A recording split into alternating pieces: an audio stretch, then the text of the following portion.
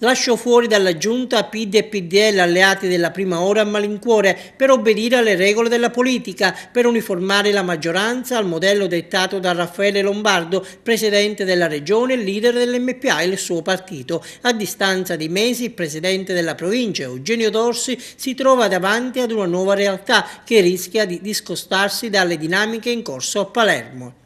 Nel giorno in cui Bersani, leader nazionale del PD, stoppa l'ingresso nella giunta siciliana di uomini del partito, alla provincia è dato ormai per scontato l'inserimento di 2 esponenti del Partito Democratico nella giunta Dorsi nell'ambito di un imminente rimpasto invocato per rimuovere i tecnici e restituire così il governo alla politica. Pronti a fare le valigie sia Maria Teresa Lamarca, il suo posto è destinato al campobellese Giuseppe Sferrazza in quota Panepinto, sia Felice Lofaso, al quale subentrerà il raffadalese Piero Giglione in quota capo di casa. Sulla poltrona di Aula Giglia, lasciata libera da Giglione, siederà Maurizio Masone, primo dei non eletti nel collegio di Agrigento.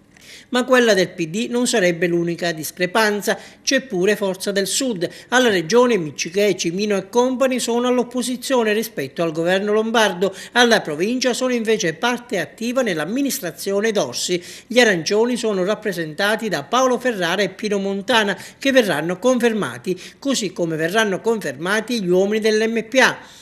Resteranno al loro posto Mariano Ragusa, Angelo Bionti e Giuseppe Crapanzano e sono destinati a proseguire la loro esperienza di assessori sotto la bandiera dell'UDC anche Giovanni Nocera e Lillo Alaimo, il primo sponsorizzato da Lillo Firetto, il secondo dal consigliere provinciale Totò Montaperto. E infine il FLI, dopo un lungo tira e molla, sembra che i finiani abbiano rotto gli indugi. Decisiva forse la presenza ad Agrigento di Gianfranco Fini. Luigi Gentile, confortato dal leader nazionale del partito, ha deciso di entrare nella giunta provinciale, nonostante in consiglio, nella migliore delle ipotesi, disponga di una sola presenza, quella di Luigi Sutera Sardo. Per l'assessore si fa il nome di Ignazio Amato di Cattolica Eraclea e siamo a quota 10 assessori.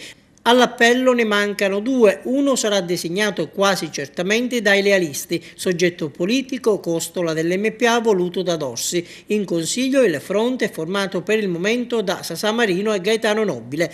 Per il 12° componente resta invece in piedi l'ipotesi più volte prospettata dallo stesso Presidente di mettere dentro un operatore della giustizia in pensione. A fare spazio ai nuovi arrivi saranno Lilo Volpe e Nicolina Marchese.